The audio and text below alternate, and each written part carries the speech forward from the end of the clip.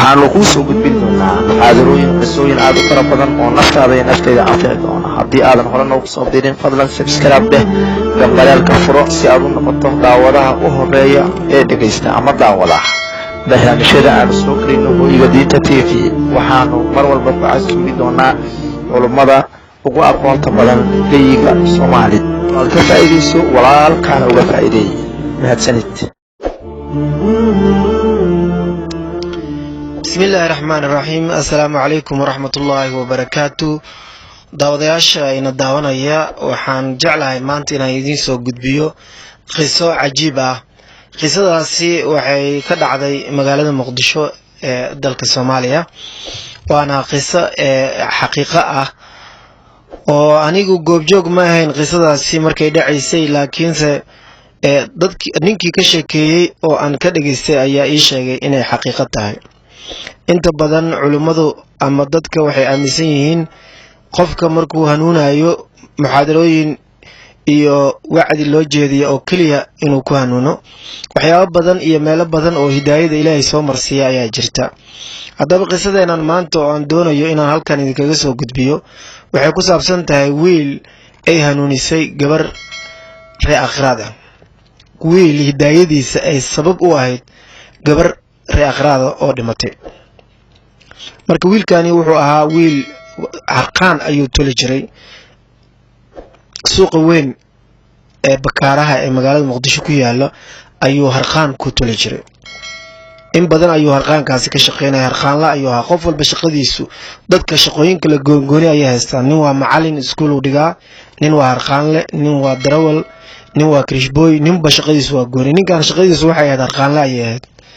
wuxuu ahaa oo xariif ku ah dadka ku yaqaaneen oo asaga noloshiisa uu isku yaqaanay in uu yahay nin shukaansi badan. gabdhaha iyo in badan uu shukaansanay. shukaansigana sidiisaba ujeedo loo shukaansaday ayaa jira.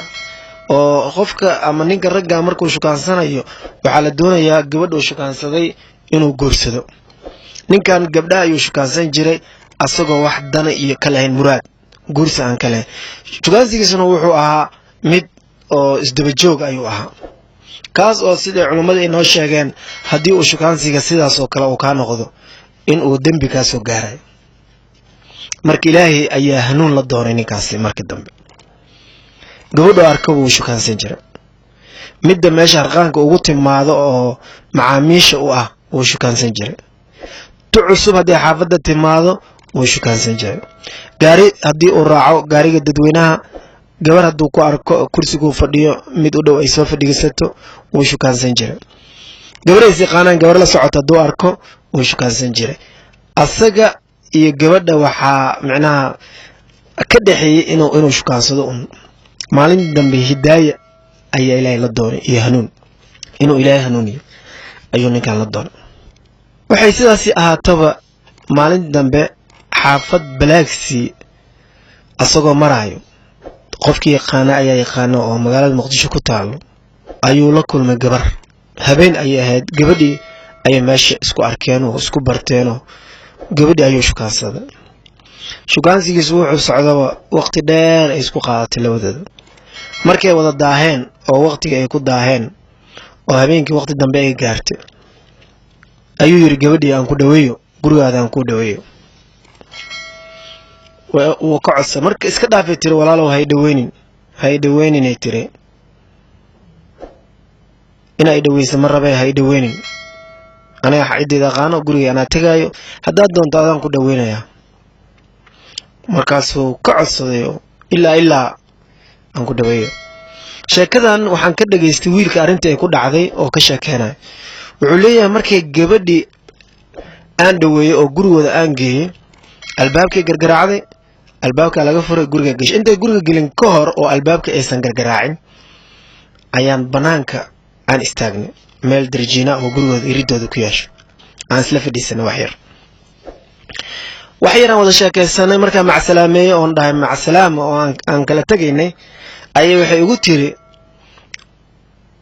aniga lima helo maalin walba, waxaa la helaa maalmaha khamiista iyo maalmaha jimcaha bisa la helaa. haddii ay imaanayso arbacada ay imaanin, khamiista iyo imaaw ama jimcaha iyo imaaw. wiilkii maalintaas oo gabadha la kulmayay habeenkaas waxay ahayd isniin ayay ahayd wuxuu ku qasbay in uu arbacada u yimaado ayadana way ka diiday waxay dhahay haddaa arbaca ii timaado ama maalin khamiis ama jimco ayna ii timaado mashquul ayaan ahay si kale iguma arkaysid maalintaas oo waxay arki kartaa oo keliya maalin jimcaha maalin khamiista oo keliya ayaa arki kartaa wiilku arrintan ka sheekeynaya markay soo kala tageen wuxuu dhahay gabdho badan waa soo shukaansaday laakiin gabadhan waxay igu riday dareen aad u weyn qalbigayga way bedeshay qalbigaygana waxay u bedeshay si aad iyo aad u weyn ayay qalbigayga u bedeshay marka maalintii oo dhan marka maalintan habeenkan la kulmay isniin ay ahayd subax isniinta oo dhan qalbiga kusoo laalaabanaysay waan isceliyay inaan raadiyaan damcay ma fahantay wax oo telefoon kala ma qaadan waqtigaasi oo gabadhan ninkan shukaansanayay Soomaaliya telefoon kama jirin marka wuxuu leeyahay wax telefoon kama qaadan mid kale ilaahay amarkiis waan iscelin waayay isniintii waan isceliyay talaadadii waa sabray arbacadii markii la gaaro waan iscelin waayay waa soo dhaqaaqo yiri ayadana dhowr jeer hore iga digtay inaan maalinta arbacada aan la arkeynin habeenii maalin waxay noqoto khamiis iyo jimco oo kaliya in la heli karo ilaahay amarkiis arbacadii gurigii aan ku dhaweeyay oo xaafada Balaaxi kama dheereen oo Balaaxi ku yaal marka ay imaaday oo albaabka aan gargaraacay gabadha iga furtay yiri albaabka markaasaan weydiiyay magacii gabadhaas ku baranay aan isku sheegnay aan weydiiyay gabadhaasaan u baahanahay ayaa iri gabadha waa isku naxadeed marka magac u sheegay oo dhahay Hiblaayo u baahanahay aniga hadda magac ma xasuusto laakiin Hiblaayo hebel ayaan u baahanahay oo gabadhii aan naxdo tiri Hiblaayo hebel halkee ku baratay markaasuu yiri Hiblaayo hebel waa isbarnay oo xalay aan isbarnay oo xaafadan ku baran ayada ay balamiso xaafadan xalay u soo dhaweeyay oo habeenkii isniintan aan inta keenay waxaas macquul ma ahanay dhahday gabadhii way yaabtay gabar kale walaasheeda wacday Hiblaayo kaali soo dhawo wiil albaabka taagan Hiblaayo raadinaya gabadhaas soo istaagtay markaasay tiri maxaa raadinaysaa hebel oo halkee ku aragtay habeenkii isniinta ugu dambeysay madaxa qabsatay gabadhan ilaa markii dambe gabadha aabeed loo yaco gabadha aabeed markii loo wacay oo la yiri Hiblaayo ma taqaanaa markaas la yiri sawirkeeda ma haysin sawirkeeda soo bixiyo wiilkan tusa hadii ayadii tahay wuu naga fakanaa hadii ayada ahayn waan garaacayna sawirkeeda la soo bixiyo waa la tusay gabadha sawirkeeda markii la tusay la yiri sawirkan gabadha raadinaysa midaan miya markaas riha waa ayada lafteeda sawir kala la soo bixiyay oo gabdho badan ay la sawiran tahay oo sawirkeeda ku dhex jirto markaas la weydiiyay la yiri sawirkan ma gabadhan baa gabadha raadinaysa markaas uu yiri ha waa ayadii waa midaan raadinayo oo habeenkii isniintaas oo isniintii ma aragtayna oo halkee isku arbarateen wadadan Balaaxi aan isku aragnay xaafada ayada ay soo tustay darjiinkan banaanka wada fadhiisanay kadibna waxay tiri guriga meesha ay weeymo walaalayaal waxay dhibinina gabadha waa u baahanahay jaceelkeeda zaid ay galay ilaa liigu yaro aabeeda wuxuu ku yiri gabadhan waa xawaayo yiri waa gabadhayda anaana dhalay 2 sano ka hor ayayna dhimatay wiilkii wuxuu leeyahay sheekadan ka sheekeena arinta ku dhacday markii saas liigu dhahay waa gariiro dhahay jirkii oo dhanaa gariiro garabku ay soo qabto dhahay odaygii wuxuu soo istaajiyay dhaa gurigooda filada dariishadooda soo istaajiyay dariishadooda ay tusay wuxuu dhahay dariishadan fiiri qabriga meeshan ku yaala muujeeda waxa ku jiro waa gabadhaydii oo igu yiro dhahay qabriga markaan fiiriyay waa naxo yiri habeenkii waa gariiray anoo naxsan oo gariirayo ayaa habeenkii ka soo tagay xaafadaas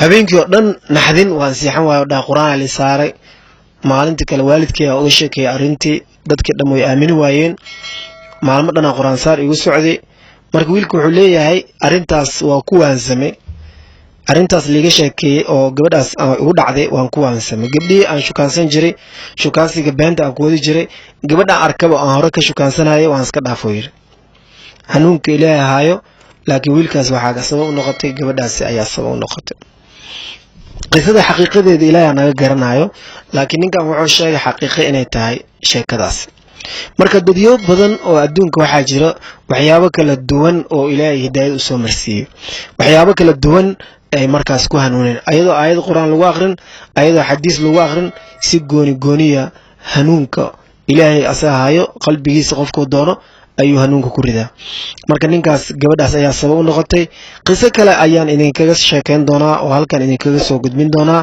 qisadaasina waxay ku saabsan tahay wiil sabab u noqday inuu soo hanuuno filin uu daawaday inta badan waxaan aaminsanahay filmaanta inay macnaha xaaraan yihiin oo waana sax waa xaaraan ma wanaagsan waqtigaada inaad meel been waqtigaada ku dhamaysid ma fiicno wax aan waxba kaga faa'iideyn inaad daawatid ama waqti 3 saac ama 2 saac fadhisid ma fiicno qofka waqtigiisa waxa loogu talagalay inuu ka faa'iideysto adduunka intuu joogo maruu cibaadaysanayo maruu shaqaysanayo maruu wax baranayo maruu qof wax barayo iyo mar uu asaga howlihiisa uu qabsanayo dunyawiga sida raashin inuu cuno dharkiisa oo dhaqdo iyo wixii la mid ah marka waxaas oo dhan shaqadaysa hoos galayaan waxaas wixii ka banaanka culimadu waxay ku tilmaameen inay tahay maalayacni wixii maalayacnigana ma fiicno laakiin qiso waxaan idin hayaa wiil uu film uu daawaday sabab u noqday hidaayadiisa inuu soo hanuuno dabeecadiisa ay isbedesho akhlaaqdiisana ay isbedesho waa mahadsantihiin waana ku mahadsantihiin